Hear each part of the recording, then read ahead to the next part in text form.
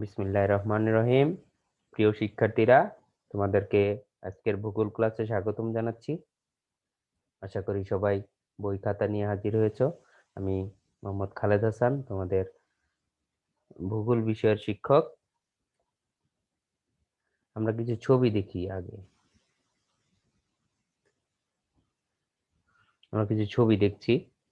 ধান গাছ, বিভিন্ন খাদ্যশস্য, গম এবং বিভিন্ন সবজি, শাকসবজির ছবি, তরিতরকারির ছবি।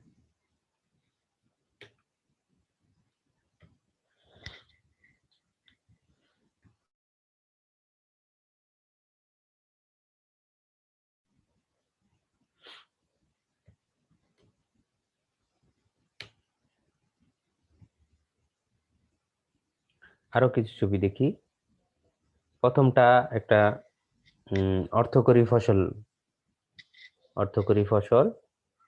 তামিম, বলো এটা কোন অর্থকরী ফসল? স্যার প্রথম প্রথমটা প্রথম ছবিটা, হ্যাঁ। স্যার পাট। পাট, গুড।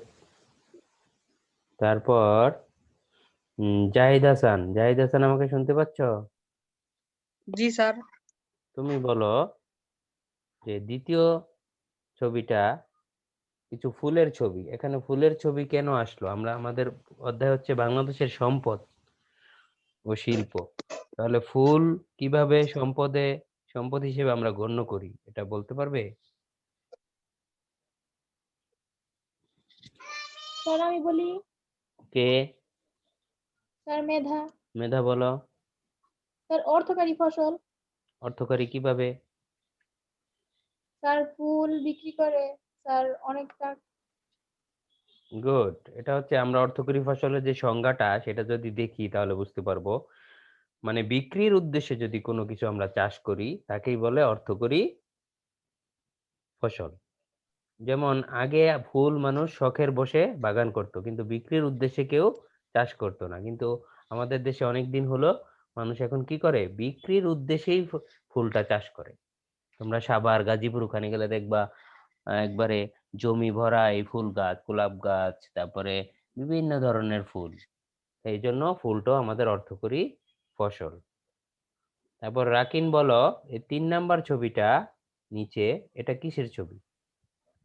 স্যার তুলা। তুলা, দেখছো? তুলাটা অনেকে আমরা জানি না তুলা এভাবে হয়। এটা গাছ আছে বড়, এখান থেকে হয়। এটা অর্থকরী ফসল। আর শেষেরটা আমরা দেখতেছি ইক্ষু। ইক্ষু বা আখ। আখ থেকে কি হয়? চিনি হয়, চিনি স্যার। আখের রস করে আমরা খেতে পারি, আখের গুড় হয়। তো এগুলো হচ্ছে অর্থকরী ফসল।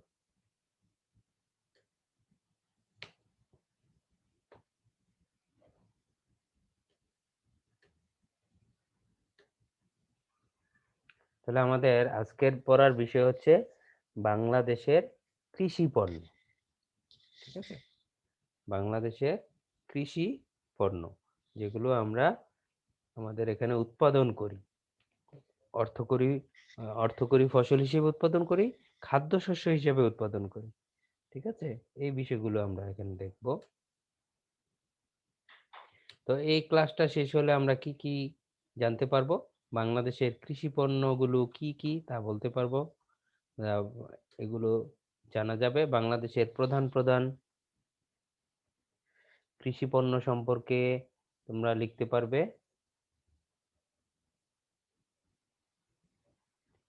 প্রধান প্রধান কৃষি পণ্য সম্পর্কে তোমরা লিখতে পারবে।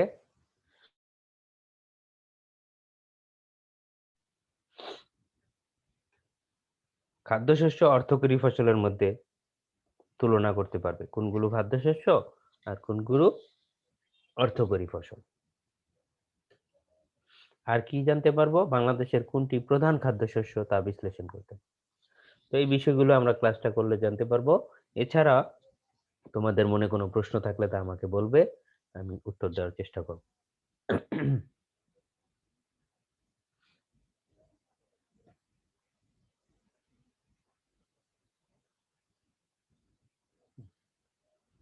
তোমরা অনেকে এখানে প্রেজেন্ট দিয়েছো। প্রেজেন্ট দেওয়া লাগবে না, কোনো কথা থাকলে চ্যাটে লিখতে পারো, অথবা মাইক্রোফোন মোডে গিয়ে কথা বলতে পারবে।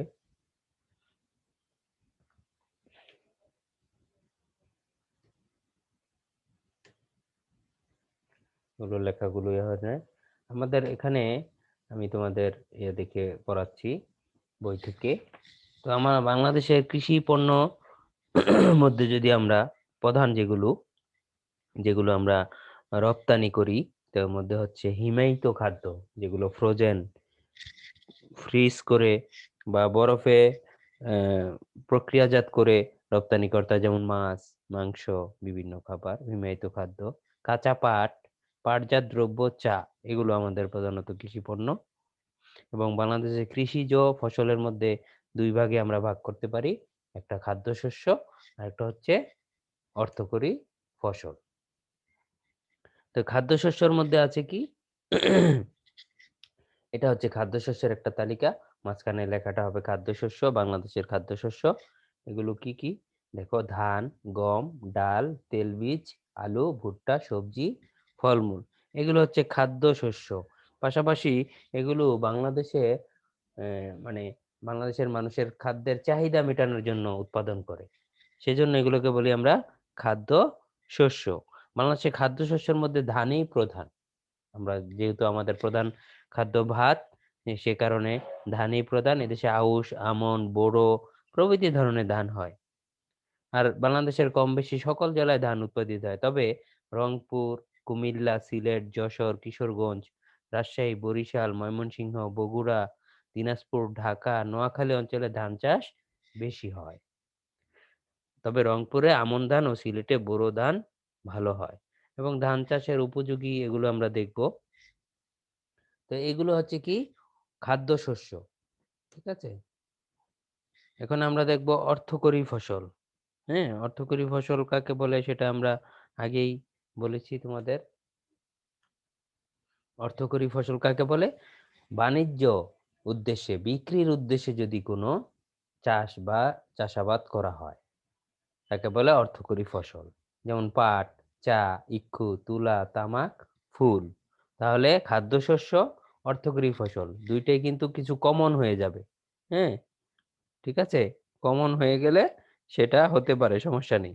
কিন্তু এগুলো আমরা মূলত কি করি, বাণিজ্যের উদ্দেশ্যে, বিক্রির উদ্দেশ্যে চাষাবাদ করা হয়। হ্যাঁ, এগুলো অর্থকরী ফসল। আর খাদ্যের চাহিদা মেটানোর জন্য যেসব ইয়া করা হয়, সেগুলো হচ্ছে কি খাদ্যশস্য। তাহলে অর্থকরী ফসল আর খাদ্যশস্যের মধ্যে আমরা পার্থক্যগুলো দেখতে পেলাম। তাহলে কৃষি পণ্য বলতে আমরা কি বুঝবো? বাংলাদেশে কৃষি পণ্য কোনগুলো বলতে পারবে কেউ? যেগুলো আমাদের কৃষকরা কি করে, উৎপাদনের উৎপাদনের উদ্দেশ্যে চাষাবাদ করে, সেগুলি হচ্ছে কৃষি পণ্য। তো এই কৃষি পণ্য আমাদের দুই ভাগে, খাদ্যশস্য, অর্থকরী ফসল। কৃষিজ ফসলগুলো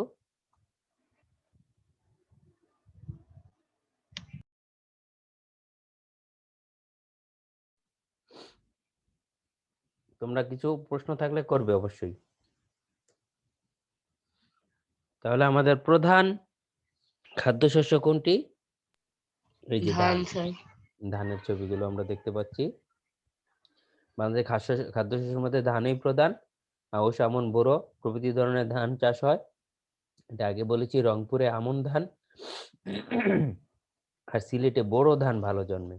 ধান চাষের জন্য 16 থেকে 30 ডিগ্রি সেলসিয়াস তাপমাত্রা লাগে, যেটা আমাদের দেশে খুবই কমন একটা ব্যাপার। আমাদের এখানে তাপমাত্রা কিন্তু সারা বছরই এই 16 থেকে 30-এর মধ্যেই থাকে, যে কারণে আমাদের দেশে ধান ভালো হয়। এবং 100 থেকে 200 সেন্টিমিটার বৃষ্টি প্রয়োজন হয়, যেটা আমাদের এখানে পাওয়া যায়, যে কারণে আমাদের ধানটা ভালো হয়। তারপরে গম। গম কি ধরনের খাদ্যশস্য না অর্থকরী ফসল? স্যার খাদ্যশস্য। খাদ্যশস্য। বাংলাদেশের খাদ্যশস্যের মধ্যে গমের অবস্থান দ্বিতীয়, কারণ আমরা কি খাই, রুটি খাই আটা অনেকে স্যার। আমরা। হ্যাঁ স্যার। আটা আটা আটা প্রক্রিয়া করে জি স্যার। রুটি বানানো হয়, যেখানে গমটা উৎপাদন হয়, বাইরেও রপ্তানি করা হয়। বাংলাদেশের প্রায় সব এলাকায় গম জন্মে, তবে দিনাজপুর, রংপুর, পাবনা, রাজশাহী, কুষ্টিয়া, যশোর, বগুড়া এসব অঞ্চলে গম ভালো হয়। গম চাষের জন্য 16 থেকে 22 ডিগ্রি সেলসিয়াস তাপমাত্রা লাগে, সেটা আমাদের এখানে পাওয়া যায় বিশেষ করে শীতকালে। তাহলে এই জন্য গমকে কিন্তু রবি শস্য বলা হয়। হ্যাঁ, রবি শস্য মানে কি কেউ বলতে পারবে? যেই ফসল স্যার শীতের সময় হয় স্যার। শীতের সময় হয়, ভেরি গুড। গম একটা রবি শস্য। এই শীতকালে আমাদের তাপমাত্রাটা কিন্তু 20-এর নিচে চলে আসে এবং 10-এর উপরে থাকে। তো এরকম তাপমাত্রাটা গম চাষের জন্য খুবই উপযোগী এবং 50 থেকে 75 সেন্টিমিটার বৃষ্টি প্রয়োজন হয়, অল্প বৃষ্টি আর কি। তো এটা হয়। যেসব এলাকার নাম এখানে দেখলা সেখানে শীতকালেও মাঝে মাঝে বৃষ্টি হয়। তারপর হচ্ছে ডাল। ডালটাও আমাদের একটি খাদ্যশস্য, আমাদের অন্যতম একটি খাদ্যের দৈনন্দিন খাদ্যের সাথে আমাদের থাকে ডাল। বিভিন্ন ধরনের ডাল আমরা উৎপাদন করে থাকি। তারপর ভুট্টা, এটাও একটি খাদ্যশস্য। ভুট্টা থেকে কিন্তু আটা হয় এবং এটার হয়, আমরা বিভিন্নভাবে এটার ব্যবহার করতে পারি। ফলমূলও আমাদের খাদ্যশস্যের মধ্যে পড়ে। আমাদের দেশি ফল, প্রচুর দেশি ফল আছে আমাদের, আবার বিদেশি ফলও এখন আমরা উৎপাদন করি। দুজন ওয়েটিং এ আছে, কে কে দেখি। মাহিমা আক্তার, আরেকজন ওয়েটিং এ থাকবে।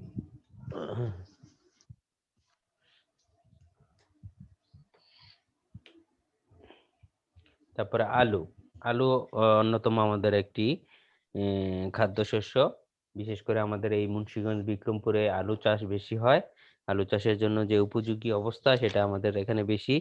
তোমরা এই বইয়ের মধ্যে আছে ধান গমের উপযোগী অবস্থা, কতটুকু তাপমাত্রা লাগে, পাটের জন্য কতটুকু, আলুর জন্য, চায়ের জন্য, ইক্ষুর জন্য, এগুলো তোমরা বই থেকে দেখে নিবা। তারপর আছে সবজি। আমাদের এখানে প্রচুর সবজি হয় বিশেষ করে শীতকালে। এখন গ্রীষ্মকালেও সবজি চাষ হয়। হ্যাঁ, গ্রীষ্মকালে সবজি চাষ হয়, যে কারণে আমরা সারা বছরে কিন্তু শীতের সবজি পেয়ে থাকি, কিন্তু হয়তো স্বাদ লাগে না। শীতের মধ্যে যে সবজিটা স্বাদ বেশি থাকে, এই জন্য আমরা শীতকালীন সবজিগুলো, শীতকালে সবজির কদর বেড়ে যায় এবং উৎপাদনও বেশি হয়।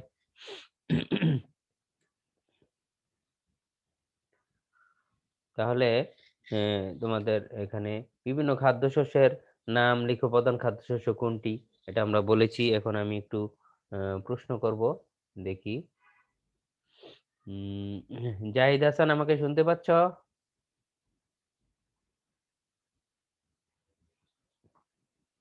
জাহিদ হাসান,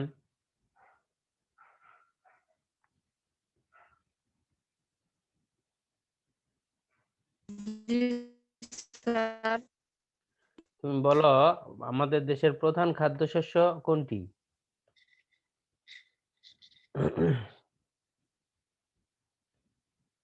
আমরা কি বেশি খাই?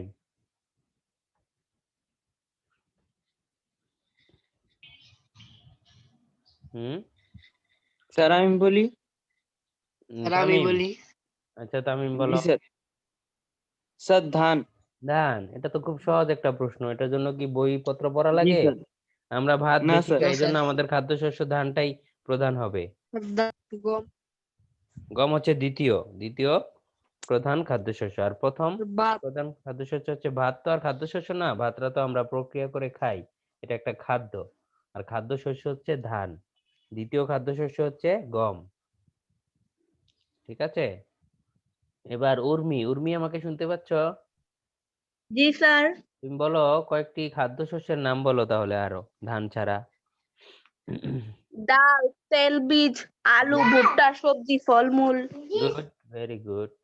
এভাবে আমি কিন্তু ধরবো, প্রশ্ন ধরবো, একটু মনোযোগ দিয়ে ক্লাস করবে সবাই। এখানে আমরা দেখছি জি পাট কাটছে। তোমরা হয়তো অনেকে সরাসরি দেখো না, শহর অঞ্চলে এখন দেখা যায় না। যারা গ্রামে যাও তারা দেখতে পারবে পাট কিভাবে কাটে। অনেক সময় এখানে তো পানি ওঠে না, অনেক সময় পানি উঠে যায়, অর্ধেক পানিতে ভরা থাকে, তখন পানিতে ডুব দিয়ে কাটতে হয়। এভাবে তারা, কৃষকরা ধান কাটছে, পাট কাটছে। এই পাট আমাদের একটা সময় খুব ভালো একটি অর্থকরী ফসল ছিল, সারা বিশ্বে সমাদৃত ছিল, যেটার সুনাম সারা বিশ্বে ছিল, কিন্তু এখন অনেকটা কমে গেছে। একে অর্থকরী ফসলের মধ্যে পাট, তারপরও এখনো পাট অর্থকরী ফসলের মধ্যে প্রধান। এদেশে সাধারণত দুই প্রকার পাট চাষ করা হয়, একটা দেশি পাট, একটা তোষা পাট। হ্যাঁ, কোন কোন অঞ্চলে পাট বেশি হয়?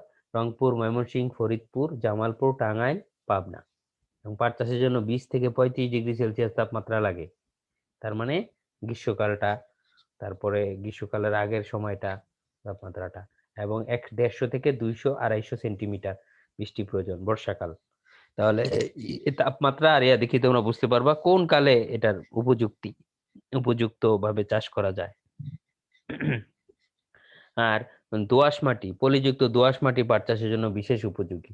এগুলো আমি বলছি এই কারণে তোমাদের প্রশ্ন আসতে পারে যে পাট চাষের উপযোগী তাপমাত্রা লিখো, বা পাট চাষের উপযোগী অবস্থা বর্ণনা করো। তখন তোমার ওই কত ডিগ্রি তাপমাত্রা, কতটুক বৃষ্টিপাত লাগবে, কি মাটি, এগুলো লিখতে হবে, বইয়ে আছে।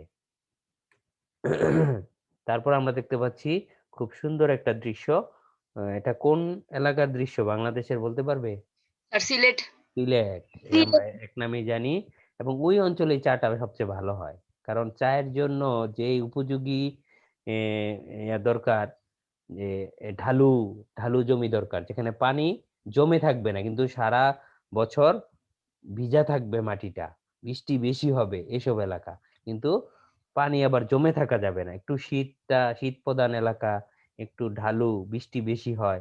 তাই সিলেটে এরকম হয়, সবচেয়ে বেশি বৃষ্টি হয় আমাদের দেশের মধ্যে সিলেটে, যে কারণে ওখানে চা ভালো হয়। এবং ওখানে পাহাড়ি এলাকা আছে, পানি জমে থাকে না, পানিটা পড়ে যায় গড়িয়ে। এটা হচ্ছে Yes, অন্যতম sir. অবস্থা, যে কারণে চাটা সিলেটে ভালো হয়। চা কিন্তু আবার আমাদের এখানে লাগালে সমতল এলাকায় হবে না।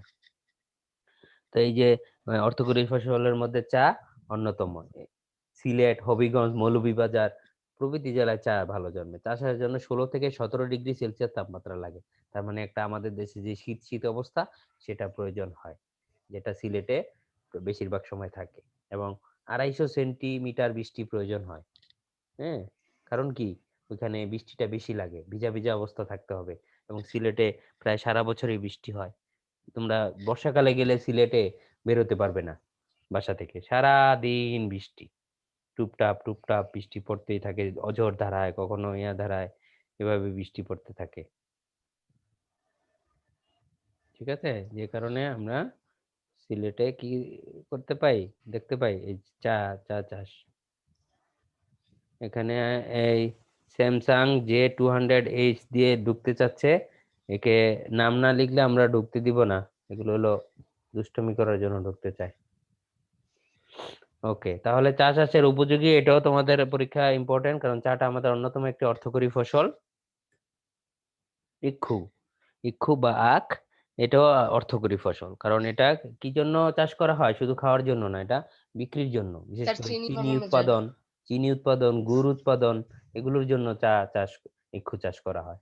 কিছু আখ আছে যেগুলো আমাদের যে আমরা আমরা খাই, সেটা কিন্তু এই চাষের চিনির উৎপাদনের উপযোগী না। চিনি উৎপাদনের জন্য আলাদা একটা জাত আছে, ওটা কিন্তু আবার খাওয়া যায় না, শক্ত, খেতে ভালো লাগে না। তো ওইটা হয় বিশেষ করে যেসব জায়গায় যেমন টাঙ্গাইল, সিরাজগঞ্জ, ওইসব জায়গায় আমি দেখেছি। ওইখানে ওই একটা খেতে গিয়ে দেখেছি যে অনেক শক্ত। ওটা বলে যে এটা আপনারা খেতে পারবেন না, এটা ওই চিনি উৎপাদনের জন্যই, এটা চিনি কলে, তারপর গুড় উৎপাদনে ওগুলো ব্যবহার করা হয়। তাহলে এই ইক্ষুরও আবার কয়েকটা ধরন আছে। তো এটাও আমাদের অন্যতম একটি অর্থকরী ফসল। বিশেষ করে 19 থেকে 30 ডিগ্রি সেলসিয়াস তাপমাত্রা লাগে এবং 150 সেন্টিমিটার বৃষ্টি প্রয়োজন হয়। রংপুর, রাজশাহী, কুষ্টিয়া, দিনাজপুর, পাবনা সহ প্রভৃতি জেলায় ইক্ষু ভালো জন্মে। এবং বেলে দোআঁশ বা কর্দমাময় দোআঁশ মাটিতে ইক্ষু চাষ ভালো হয়, একটু কাদা কাদা মাটি, একটু পানি পানি সহ এগুলোতে থাকে। তো এই এই অবস্থাগুলো তোমাদের আসতে পারে, এগুলো কিন্তু তোমরা খেয়াল রাখবে। ঋতু, ঋতু 36 রোল 9 আর্টস, ও এখানে ঢুকতে চাচ্ছে। আমাদের 10 এর ক্লাস না? जी सर। ঋতু কেন এখানে ঢুকবে? স্যার হয়তো স্যার ভুলের লাইন দিয়ে দিছে। ঋতু কি আমাদের ক্লাসের ঋতু? জানি না স্যার। না, একটু আগে আমি 9 এর ক্লাস করালাম, ওখানে একটা ঋতু আছে, তো এটা দেখি ঋতু কিনা চলবে। স্যার জিজ্ঞাসা করেন ঢুকিয়ে স্যার। হ্যাঁ ঢুকলাম। ওকে অ্যাকসেপ্ট করলাম, আমরা ক্লাস করতে থাকি। তারপরে তুলা, তুলা একটা অন্যতম অর্থকরী ফসল আমাদের। এবং তুলা বিভিন্ন দেশে যেই ভালো মানের উৎকৃষ্ট তুলা আমাদের দেশে উৎপাদিত হয়, এটা বাইরে রপ্তানিও করা হয়।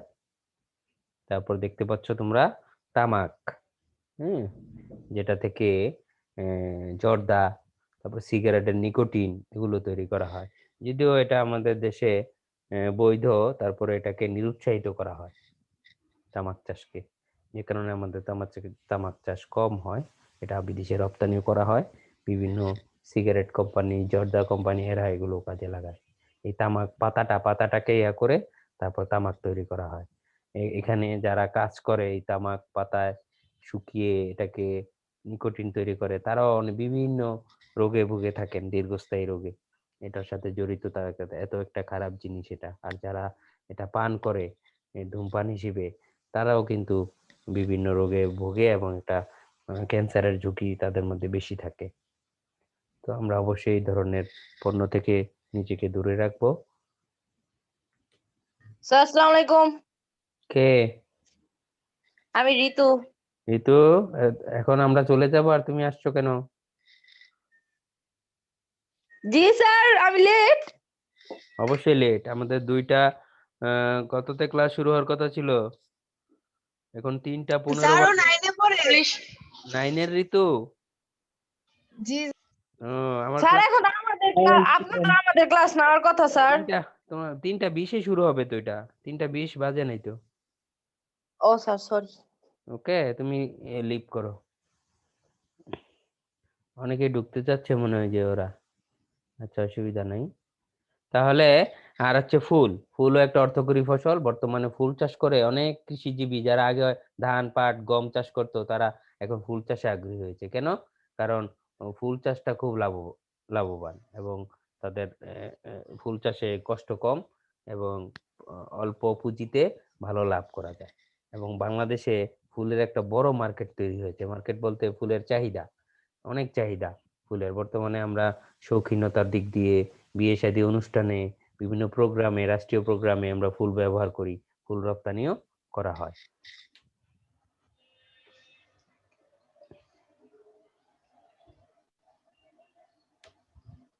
তাহলে খাদ্যশস্য আর অর্থকরী ফসলের মধ্যে পার্থক্যটা কেউ সংক্ষেপে বলতে পারবে?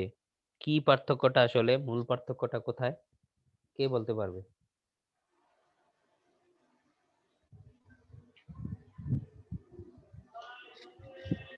বলতো,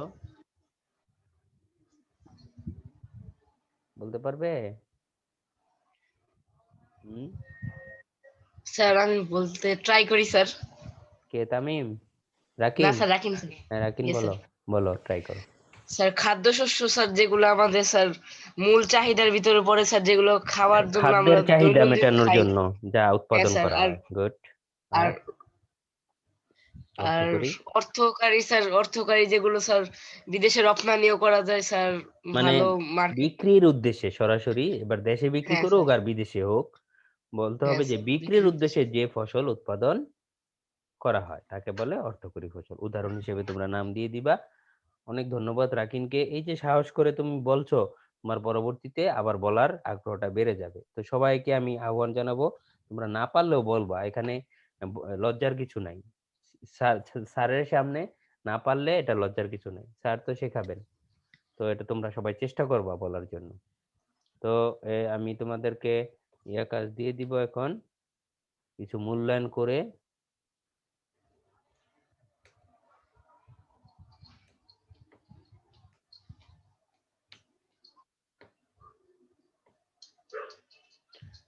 খাদ্যশস্য বলতে কি বুঝো? আমরা এটা জানি, খাদ্যশস্য হচ্ছে কি, যেগুলো খাবারের চাহিদা মেটানোর জন্য উৎপাদন করা হয়।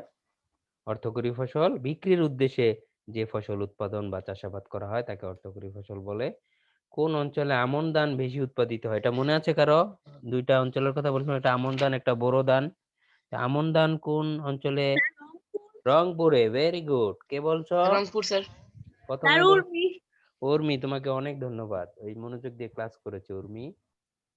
তারপর কোন অঞ্চলে ইক্ষু বেশি উৎপাদিত হয়? কোন কোন অঞ্চলে? 2-3টা নাম বললেই হবে। ইক্ষু ইক্ষু কোন কোন অঞ্চলে বেশি উৎপাদিত হয়? জাহিদ হাসান চুপ করে আছে, জাহিদ হাসান বলো। দিনাজপুর, পাবনা, হ্যাঁ, Dinajpur, Pabna, sir Rangpur, Faridpur, Rajshahi. Bharat, sir Dhaka, sir Jessore. হ্যাঁ হ্যাঁ হ্যাঁ, মানে উত্তর অঞ্চলটা আবার মধ্য অঞ্চল দুইটা মিলেই হয়। হ্যাঁ, আবার দক্ষিণেও হয়, জি স্যার। যশোরটা তো একটু দক্ষিণে। এইসব বিভিন্ন জায়গায় হয়। পাট চাষের জন্য কত সেন্টিমিটার তাপমাত্রা প্রয়োজন হয়? পাট চাষ স্যার 16 থেকে কত জানি 16 থেকে 20 থেকে 35।